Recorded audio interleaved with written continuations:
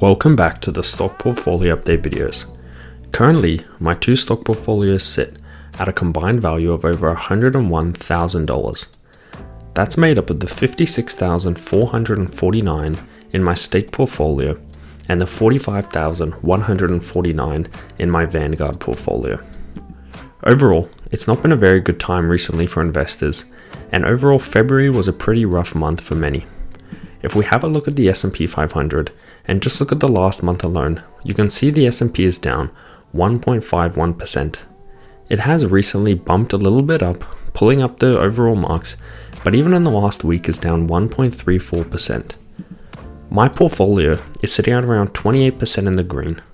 Previously, this was as high as 34% in the green, so it's been a bit of a downturn recently, but I'm hopefully aiming to use this time to buy into some companies that I really believe in. If we have a look at my Vanguard portfolio as well, you can see my key holdings are down. VLC, which tracks the Australian Large Companies ETF, is around $81 a share, compared to the 86 it was trading at previously. VGS, which is a Vanguard's International Shares ETF, is trading at around $141 a share, when it was previously around $145. So overall, the portfolio values have taken a bit of a hit, but I'm hopefully going to use this opportunity to buy in cheaper. Some stocks that I've been looking at are some of the ones that are already in my portfolio. It's a bit disappointing because I'm a bit strapped for cash at the moment, but I still want to hopefully use this time to buy into some companies. And today I'm going to go through and highlight some of the companies I'm looking at whilst they're on sale. The first one is Amazon. This is a company I already own, and I have around $3,081 in equity, or 14.5 shares. Down around 1.73% in the last week. In the last month, it's down over 10%. So it's really in a dip area. It's in correction territory, being down over 10%. At points, it was trading at around $240 a share and has really come down at a discount, which is quite annoying for me because I did buy in at around $230 a share just to grow my position. I'm still up around 14% with an average share price of $185, so still in the green by a decent amount, but nowhere near as much as I was previously. If you look at the last 6 months, it's still up around 24-25%, so still a very good past 6 months, but it has kind of dipped back down now, and this is making the stock price a little bit more attractive again, trading at this little bit of a discount to what it was prior. Another stock is Google. This is one of the shares that I've been growing my position in as well. And if we have a look at the last week, the stock is down 6.7%. And in the last month, it's down 12%. So again, this is a stock that was trading around 200 and 205, as you can see. Now it's trading all the way down at 170.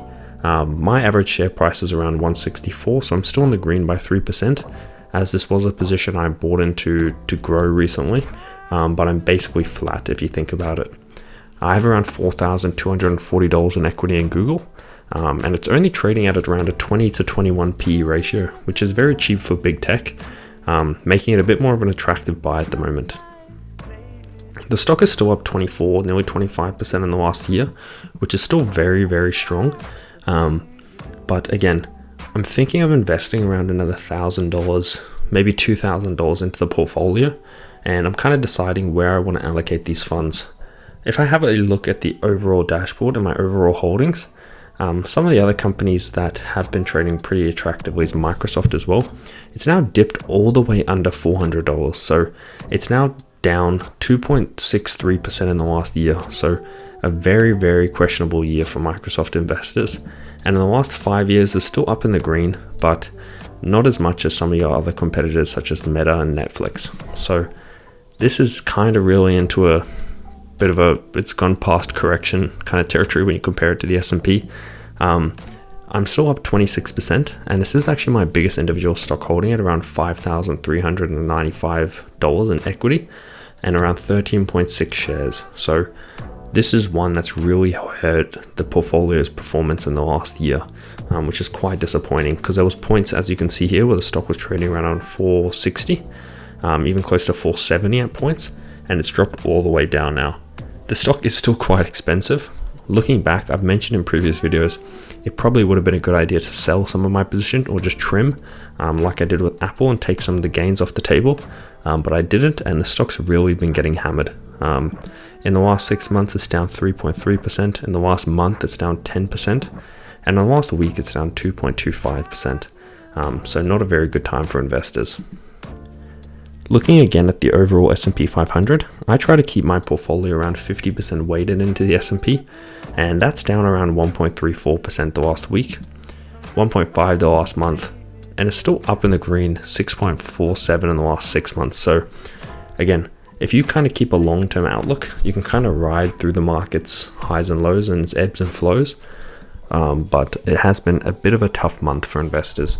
But again, I'm going to think of using this as a potential buying opportunity.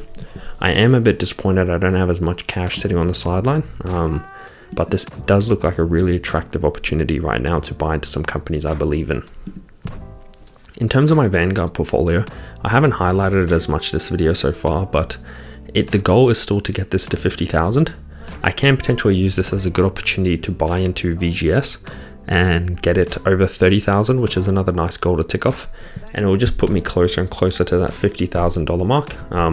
Or I can use this opportunity to go buy into some individual stocks that I believe have really been hammered, such as Amazon, Google, maybe Microsoft, but I'm kind of leaning more towards Amazon potentially.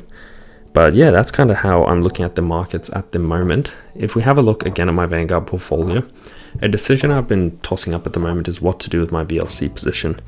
It's around $15,500, and I don't really believe in it as much going forward. It's nice getting the dividends. Again, I'm not a dividend investor, as I mention every video, but every dividend I get is just reinvested back into the portfolio, and it gives me a bit of diversification outside of just the US markets. But I am thinking of using this money as potentially going towards to support my house deposit, which would be quite nice.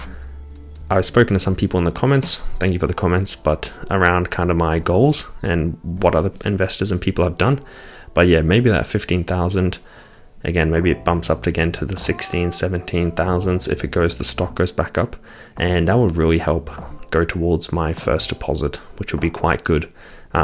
Again, as a young investor, kind of then I can diversify into property and keep my shares. I still want to keep my share portfolio. A few people ask if I'm going to sell completely. If I do, because I have mentioned looking to buy property potentially this year, I still want to keep shares. So whether that means I sell down a portion, again, like if I am going to sell a portion, it would be VLC. So there's another $15,000 I can tap into, and maybe some bits here and there. But I do want to keep my share portfolio and grow that over time so I can have both of them. There's some great investors and content creators, whether that's on YouTube, TikTok, Instagram, that I've seen, especially some in Australia, who kind of have both, and that's kind of the goal. Maybe if this channel gets big enough one day and it can kind of almost self-sustain and I can earn some money off of it, I can use the funds that I get from things like advertisements or so on to just reinvest back into the portfolio, and that can almost be the deposits for that. And then all my other cash and other holdings that I can get can go towards building property. But I do invest and I do enjoy putting money into companies and kind of the stock market side of things. I started when I was 18, basically when I turned 18, and I work in the financial sector. So it is good to kind of do this. And it's a bit of a hobby as well for me, more than just investing. I find it keeps me quite honest. I think if I was just to have this money in my savings account at times, I don't think I might have been as disciplined in terms of not drawing any money out. So that's one of the benefits of putting it into my stock portfolios. I basically never take money out. I think the last time I took it out was over 2 years ago now. I took a little bit of money out. But other than that, I've just been growing it over time. And whilst we talk about growing it over time, we'll go through the Excel spreadsheet. So as you can see here, this is just a very basic spreadsheet that I do. If you've watched any of my other videos, you would have seen it. And it just kind of shows you my Australian and my American portfolio and how they're kind of weighted. As you can see, for my American portfolio, the goal is to have VOO as 50%, which it exactly is at the moment, thanks to the market corrections. And then with my American portfolio, the rest of it is just individual stocks that I pick. Again, I don't necessarily like the idea that I've been so heavy into Microsoft. It's not been good for my returns, but long term, I still think it is a great business with a great business model. In terms of my Australian portfolio, it's around 65-35 or 66-34, roughly around that. I have more faith in VGS going forward, which is the international shares. I think that will probably provide me with better compounding returns long term compared to VLC. Hence my desire to potentially sell out of that position and use that cash for something better. You can actually see last month was one of the kind of the rare months in my stake portfolio where the portfolio value actually went down. So at the end of every single month, I put a tally in for the start of the next month, what the balance is. And you can see the portfolio value went from 57,433 to 55,134. So a bit of a reduction there, as you can see on the graph, which it's never nice as an investor to get a bit of a downgrade, but hopefully long term, again, that's just a minor bump in the overall long term goals. As you can see over time, it's just gone up and up and up and up. So you're bound to have a month when things go down. In terms of Vanguard, my portfolio value went from 44,631 up to 45,419. So good month for that in the green. You can see the Vanguard portfolio is kind of just shot up in value. So it's been very, very good for my Vanguard portfolio as I kind of climbed to get it to 50,000.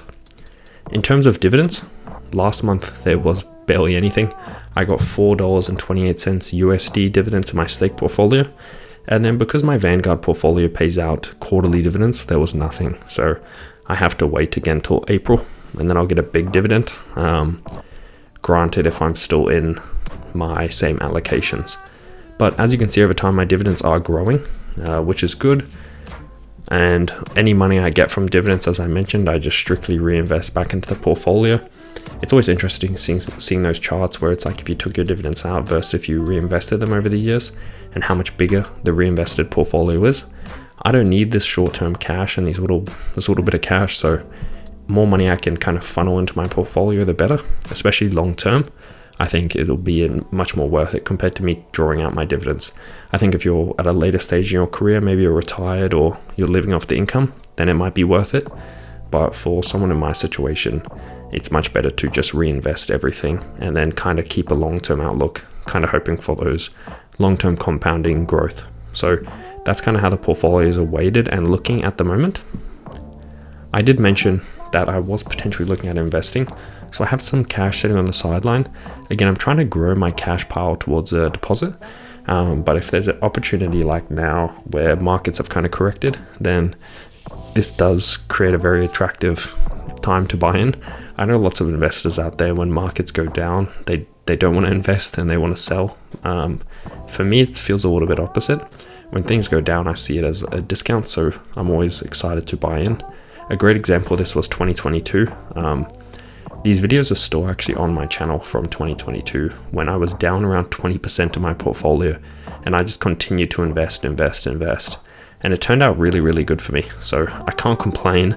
As you can see here, if we go January 2022, all the way through here till, where is it? January 23, you can see the market was down, but I just continued to invest, and that allowed me for 2023 and 2024 to be massive years for my portfolio growth because of the hard work I did in 2022 of saving money and investing when things were cheaper. So again, if I see a discount, I'm planning on putting money in. Hopefully by the next video we do, my stock portfolio will be back at around 103,000, 104,000, depending if markets rebound and depending how much money I put in. But yeah, had a little bit of shaving off of it, around $1,400 lost in value. But as long as I stay over 100,000, I'm happy. If I dip under that, I'll be quite upset, especially after I've broken the mark now. But I will be investing probably Tuesday. And that's kind of the plan for this. I'll keep everyone updated. I'm doing a bit more shorts. The channel's grown to around 1,020, over 1,020 subscribers, which is pretty crazy. I just broke 1,000 not too long ago, so the momentum's continuing on. I'm trying to be a bit more consistent with my uploads and my shorts. My shorts seem to help get more subscribers and a bit more views, but I do need to make a bit more long form content so I can get my watch time up and get better engagement with YouTube. So that's kind of the goal for now, but thank you for watching, and I'll do another video next week.